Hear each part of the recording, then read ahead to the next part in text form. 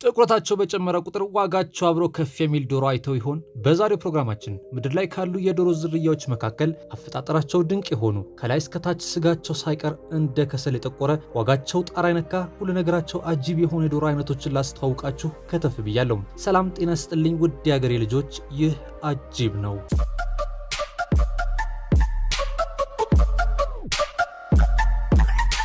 እንስሳትም ሆኑ አዋፋት ቅርጽና ካለመጠናቸው ይለያይ እንጂ አፈጣጠራቸው ከሞላ ጎደል ተቀራራቢ ነው። ይህ የዶሮ ዝርያ ግን ይለያል። ከላይ ቆቡ እስከ እግር ጥፍሩ ድረስ ጠቁሮ ላየው ነፍስ ያለው ጥላ እንጂ እውነትም ዶሮ መሆኑን ለማመን ይቸግራል። ጥቁረቱ ውጫዊ አካሉ ብቻ ከመሰላችሁ ተሳስታችኋል። ዶሮው ውስጣዊ ሰውነት ክፍሉ ሆድ ዕቃውን ጨምሮ ሙሉ በሙሉ ጥቁር ነው። እነዚህ ዝርያዎች ጥቁር ቆብ፣ ጥቁር ምላስ፣ ጥቁር አይን፣ ጥቁር ላባ፣ ጥቁር ስጋ፣ አጥንትና ደማቸው ሳይቀር ለጥቁር ያጋደለ ነው። ስማቸው አያም ሴማኒ በመባል ይታወቃል። እነዚህ ዶሮ አይነቶች በራሳቸው የተለያዩ ዝርያ ቢኖራቸውም መረጃው እንደሚያሳየው ከሆነ በጣም ጥቁሮች የሚባሉት ግን በአብዛኛው የሚገኙት በሀገረ ኢንዶኔዥያ ሲሆን እንደ አውሮፓውያን አቆጣጠር ከ1998 በኋላ ወደ አውሮፓና አሜሪካ በአርቢዎች አማካኝነት መሰራጨት ጀምረዋል። አያም ሴማኒ በመባል የሚታወቁት እነዚህ ድንቅ የዶሮ ዝርያዎች ለየት ያሉ ሲሆን የዶሮዎቹ ባህሪ ደግሞ እንደ ሌሎች ዶሮ ዝርያዎች በብዛት ለማራባት የሚጋብዝ አይደለም። መረጃዎች እንደሚያሳዩት ከሆነ አያም ሴማኒዎች ዘራቸው የመጥፋት አደጋ ተጋርጦባቸዋል። እነዚህም ምክንያቶች ዝርያዎቹ ቁጥራቸው ከዓለም ላይ ጥቂት እንዲሆኑና ዋጋቸውም ሰማይ እንዲነካ አድርጓቸዋል። ስለ ዋጋቸው ካነሳን አይቀር ዶሮ አርቢዎች እነዚህን ዝርያዎች የዶሮዎች ላምበርጊኒ በሚል ቅጽል ስያሜ የሚጠሯቸው ሲሆን ይህም ከመልካቸው ሳይሆን ከዋጋቸው ሰማይ መንካት ጋር አያይዞ ለመሆኑ ሳይታለም የተፈታ ነው። የእነዚህ ዶሮዎች ዝርያዎች የዋጋ ተመን ለመረዳት አንድ መሰረታዊ ቀመር አለው። እሱም የዶሮዎች ዝርያ ቀለማቸው በጣም በጠቆረ ቁጥር ዋጋው ከፍ የሚል ሲሆን፣ በተቃራኒው ደግሞ ጥቁረታቸው ቀነስ ካለ ዋጋቸውም አብሮ ይቀንሳል።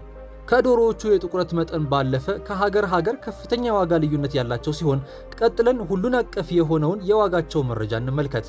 አንዱ የአያም ሴማኒ ዶሮ የጣለችው እንቁላል እንደየሁኔታው ከ$25 እስከ $150 የሚሸጥ ሲሆን በኢትዮጵያ ብር ሲሰላ ከ3750 እስከ 22500 ብር ማለት ነው።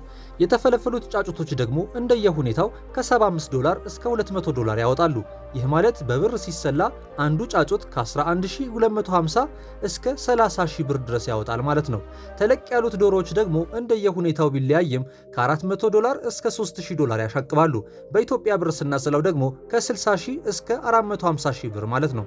ይሁን እንጂ መረጃዎች እንደሚያሳዩት ከሆነ እነዚህ የዶሮ ዝርያዎች የዘር ንጽህናቸው ሙሉ በሙሉ የተረጋገጠ ከሆነና መራባት በሚችሉበት ሁኔታ ላይ ካሉ ከ$5000 እስከ $10000 ማለትም ከ750,000 እስከ 1.5 ሚሊዮን የኢትዮጵያ ብር ያወጣሉ ማለት ነው።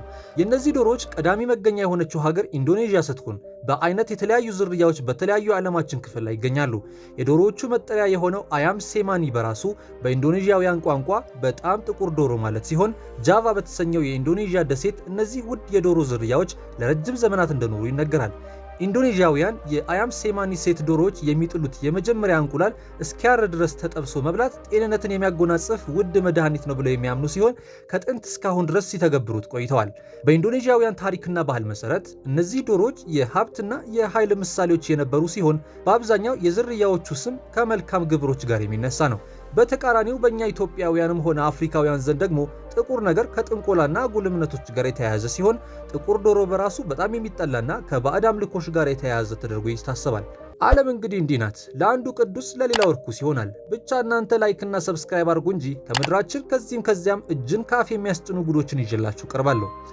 ታዲያ እነዚህ የዶሮ ላምበርጊኒዎች ለምን ተወደዱ? ጥቅማቸውስ ምንድነው ካላችሁ በመጀመሪያ እነዚህ ዝርያዎች ስጋቸው በጣም ጣፋጭ ነው ይባላል። ለዚህም ነው አቅሙ ያላቸው ሰዎች ከሀገር ሀገር አቆራርጠው ስጋቸውን ወዳሉበት የሚያስመጡት።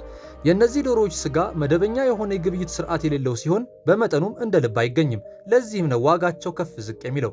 ሌላው ደግሞ እነዚህ ዝርያዎች በአንዳንድ የዓለማችን ክፍል ሀብታሞች እንደ የሀብት ማሳያ በመውሰድ እንደ ፓሮት፣ ነብር እና የሳሎን ውሾች የመሳሰሉ እንስሳቶችና አዋፋቶች ይንከባከቧቸዋል። ይህም ዋጋቸው ከፍ እንዲል ያደርገዋል። ክብሯን የቻናሌ ታዳሚያን ለዛሬ ይዤላችሁ የቀረብኩት ፕሮግራም ይህን ይመስል ነበር።